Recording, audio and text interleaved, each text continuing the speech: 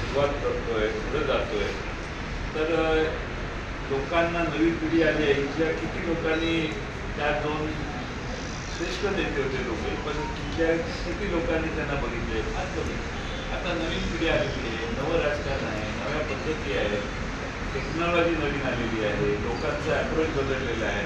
लोकांना जनसेवा जी अपेक्षित आहे ती सेवा करणं गरजेचं आहे. लोकांशी संपर्क ठेवणं, विश्वासार्हता जपणं आणि विधायक कामाला प्रचंड ताकदीनं काम करणं हे आज महाराष्ट्रातल्या जनतेला आणि सांगली जिल्ह्यातल्या जनतेला अपेक्षित आहे. मागं काय होतं, 40 वर्षापूर्वी काय होतं, 50 वर्षापूर्वी काय होतं हे काढणं जनतेला अपेक्षितच नाही. जनतेला अपेक्षित आहे आज प्रश्न कुठले सुटले आहेत, आपले प्रश्न कुठले सुटले आहेत. म्हैसाळ योजना पूर्ण कशी करायची, डेंगू योजनेचा 6वा टप्पा पूर्ण कसा करायचा, या जिल्ह्यात उद्योग कसे आणायचे, सांगली महानगरपालिका, सांगली मिरज कुपवाडमध्ये आणखीन काय नवीन चांगल्या गोष्टी करता येतील हे लोकांना अपेक्षित आहे. आणि त्यावर बोललं पाहिजे. इतिहासावर बोलून भविष्याच्याकडं लक्ष जात नाही आणि भविष्य योग्य दिसत नसलं तर माणसं मागे बरेच दिवसाचे ते मागच्या 10 दिवस झालं आमची एकत्रित भेट होत नव्हती. मी त्यांना सुकुमार कांबळेंना सांगितलं तुम्ही कृपया इथे या. चांदणे साहेब तर बीडवरून आले. Chandane is a very good leader in Beed. ओरडरी चांगली आहे, उत्तम भाषण करतात. त्यामुळे त्या दोघांची आमची एकत्रित भेट व्हायला हा आजचा दिवस हे झाला. त्यामुळे तिथं जायला थोडा वेळ होता. त्यामुळे मी आधी तिकडे जातो, तुम्ही मागणी आहे. मला माहीत नाही काय कोणी ठरवलंय का. आता होऊ नये असंच आपण अपेक्षा करतो.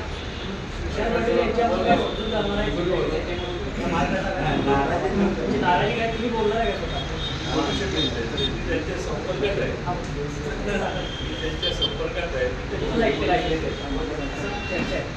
आता हे झाल्यावर बघतो तर माझ्या संपर्कात आहेत ते. माझे पूर्वी होते, चर्चा ज्यावेळी चालू होत्या तर मी वेळोवेळी त्यांना जे काय घडलेलं आहे त्याची माहिती देतो. महाविकास आघाडीचा मेळावा होऊ शकतं.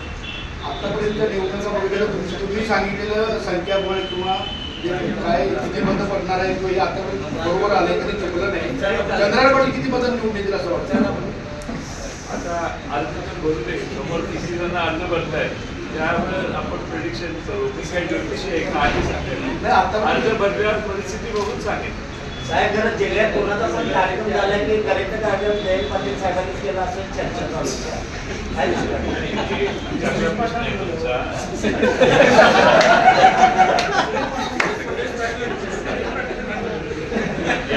याच्यामध्ये एक लक्षात घ्या, मला प्रश्न विचारता संधी मिळाली म्हणून उत्तर देतो. एक म्हणजे माझ्याबद्दल बराच अपप्रचार या जिल्ह्यात काही लोकांनी सोशल मीडियावर केलेला आहे. मी महाविकास आघाडी सगळे एकत्रित यावे म्हणून सुरुवातीपासून मी प्रयत्नशील असणारे कार्यकर्ते. आम्ही एकत्रित बसलो तेव्हा जागा वाटप झालं. जागा वाटपात मतमतांतर होतं. डॉक्टर प्रकाश आंबेडकरांच्या बरोबर चर्चा झाली, अनेक बैठका झाल्या. सोशल मीडियावर मलाच काही गोष्टी जबाबदार धरणं, मग ज्या पक्षातले आहेत त्या पक्षाच्या प्रमुखांनी देखील तरी जबाबदार धरलं पाहिजे. माझं काय संबंध आहे.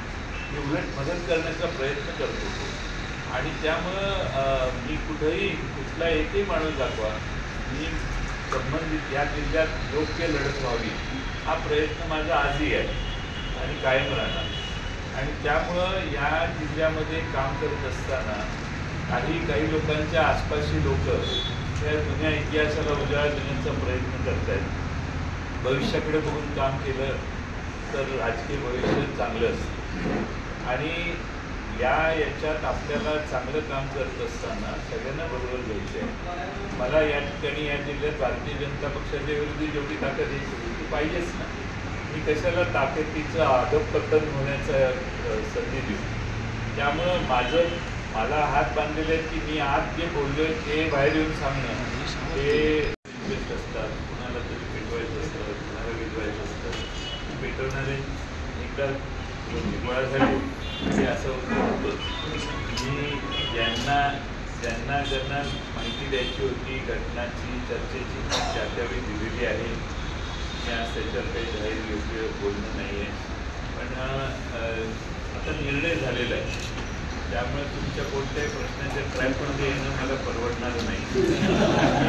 आणि मी महाराष्ट्रात 10 ठिकाणी राष्ट्रवादी काँग्रेस शरदचंद्र पवार या पक्षाचे आमचे 10 उमेदवार होते आणि त्या 10 आत्ताही मी सातारूनच आलो. सातारला उमेदवारी अर्ज आमच्या उमेदवारांनी म्हटलं आहे. मला काँग्रेसचंही सहकार्य महाराष्ट्रात घ्यायचं आहे आणि शिवसेनेचंही घ्यायचं आहे. आणि त्या दृष्टीनं मला वाटतं की आमची महाराष्ट्रातली आघाडी एकसंध व्हायला पाहिजे आणि त्यासाठी सर्वांनी समजूतदारपणा दाखवला पाहिजे. एक निवडणूक ही अंतिम निवडणूक नाही, आपल्याला आयुष्यात अनेक निवडणुका लढवायच्या असतात. त्यामुळे सगळ्यांनी एकसंघपणा दाखवणं आणि यावेळी मोदींचा भारतीय जनता पक्षाच्या विरोधात जे महाराष्ट्रात जनमत तयार झालेलं आहे त्याचा उपयोग करून आपल्याला या निवडणुका सामोरं गेलं पाहिजे. मतांची विभागणी झाली तर त्याचा फटका बसेल असं मला वाटतं. तुम्ही जे म्हणता तसं सूत्र काय चर्चा झालेली नाही. तुम्ही जे म्हणताय ते चुकीचं आहे. चर्चा अशी झालेली की प्रत्येक पक्षाने आपले इंटरेस्ट कुठं आहेत हे सांगावं. त्यावेळी वेगवेगळ्या पक्षांनी आपल्याला कोणत्या जागा पाहिजे हे सांगितलं. तिथं 2 पक्ष किंवा 3 पक्ष किती जागा मागतायत त्याच्यात तडजोड करून काही निर्णय झाले. काही मनासारखे झाले, काही मनासारखे नाही झाले. वेगळ्या महाराष्ट्रातलं सांगतो, इथलं नाही सांगतो. आणि त्याच्यावर आता पडदा पडलेला. आता त्याचं ऑडिट करण्याचा अधिकार मला नाही आहे, पण त्याच्यात बऱ्याच लोकांना सांगितलं असं वाटतं की मी काहीतरी केलं पाहिजे होतं. की काँग्रेस पक्ष आहे